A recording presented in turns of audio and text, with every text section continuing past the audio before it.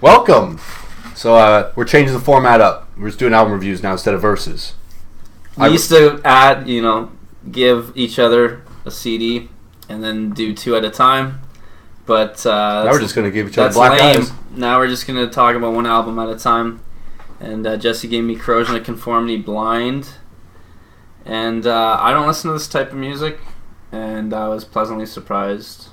That's a good-ass New Orleans shit. Used to be, I'm pretty sure, like members of Dead Horse or something. I could be wrong on that. So the first two albums, they were like a punk band. And then Pepper Keenan joined just on guitar for this album.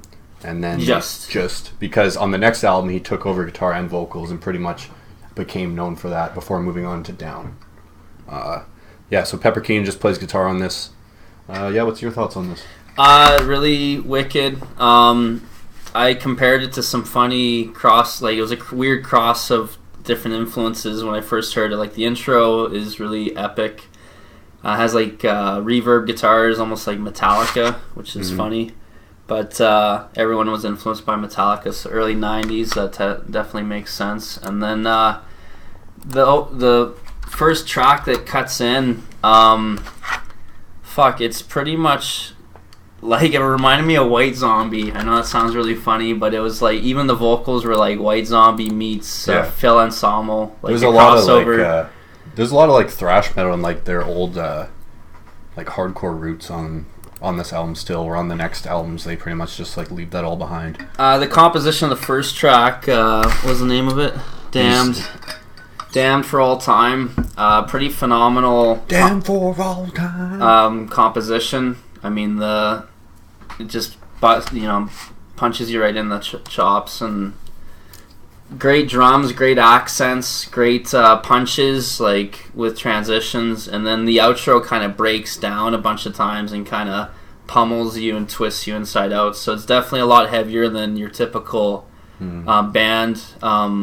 It sounds like this because there's a lot of dynamics.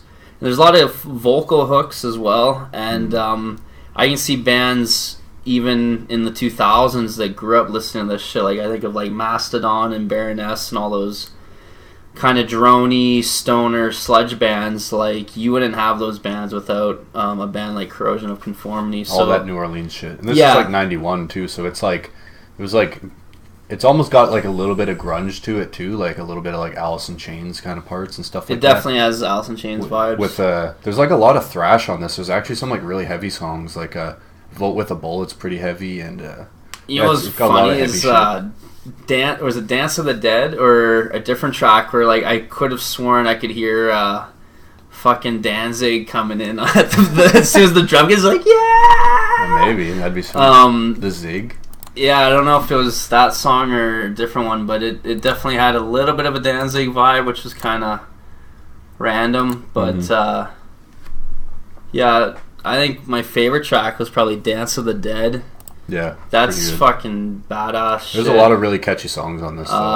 Number 7, Minor the Eyes of God. Yeah, pretty heavy. That's fucking badass shit. The drums are really well done throughout the whole album. It's a really aggressive album too for like a New Orleans kind of like more like, because it's more like blues, because like after this they went like way more like Leonard Skinner, almost like bluesy, like that signature like New Orleans kind of like I Hate God kind of stuff. Yeah, you could hear like almost an Allman Brothers. Like it's not, doesn't sound like them, but it's a southern thing. If like Allman Brothers and fucking Leonard Skinner were born in like the 80s and started a band in the 90s instead of 60s and 70s. I have a lot of great hooks guitar wise, and they let it breathe a lot. Like it's good. Like each instrument knows its part, and it's not just like a wall of sound of guitars. It's just like they know how to use really tasteful leads, accents of thrash metal, and then going into like a blues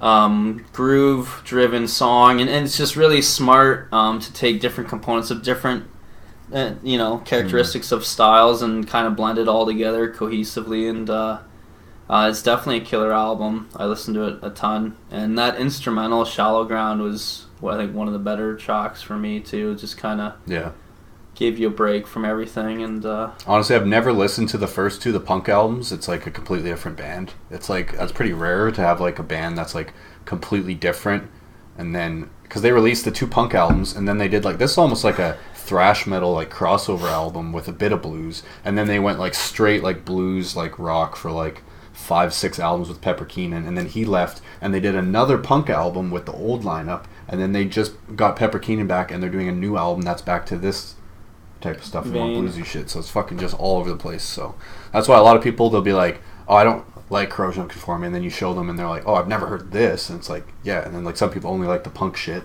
So it's really confusing whenever they go on tour. I'm like, okay, well, which one, the punk one or what version are you gonna see? But yeah, what would you give this album? I mean, I don't listen to this style, so it's hard for me to, rate it amongst, other things of its day, but I definitely would give it probably a 9 out of 10. Yeah, I think it's a solid rating. Yeah, I'd give it like an 8 out of 10, real solid. Nothing really bothers me too much, and yeah, it's a good ass fucking album. Good mix of grunge and some thrash. And White Zombie. That's right. Makes my penis hard and soft. What? Say that for?